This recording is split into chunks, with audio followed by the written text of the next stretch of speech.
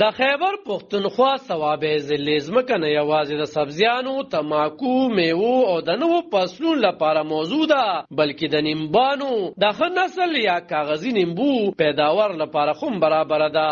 د کروندګر توفیل محمد په وینا د نیمبانو باغ سره سره نور فصلونه لکه سبزیانې، غنم، جوار او میوې کرل کېدی شي. د دې باغونو کروندګر وایي چې دوی کاغذي نیمبان کرلی دي او آمدن یې د نورو فصلونو په پرتله زیات دی او د ټولو نه کمه خرچه په نیمبو باندې ده، ځکه چې دا ځای کم راټینګي او آمدن سیوا دی. د کال 12 میاشتې دی کې به دانه یي یو تر مارچ اخیری د دې مارچ اینډ چې دی د مارچ نه پس دی له ګوډي ورکړي شي، ګوډ شي او هغې نه پس بیا پکې دانه سټارټ شي. نو لکه په دې وجه د دې آمدن د دې تماکو نه، د غنو نه، د غنمو نه، د دې نه سیوا دی. د خلک په دې وجه خوښوي او بم کمې غواړي.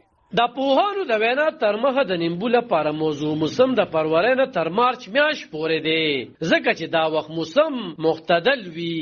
خو آصف علي د نیمبانو د باغ خصمانګر وایي چې په دې بوټو کې کالو سر نیمبان ټوکیږي، خو د ناروغۍ اثر پرې ډېر کم وي، نو د داروګانو خرچې پرې هم کمې راځي.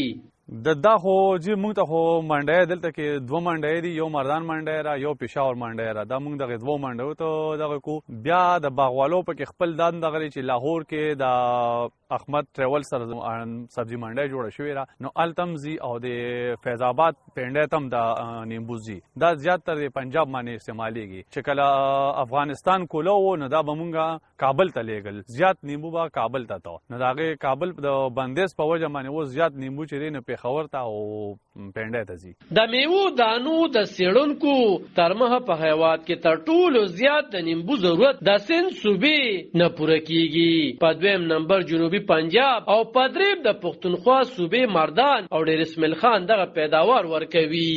علب خان شیرپو، دلبر نیوز، صوابع.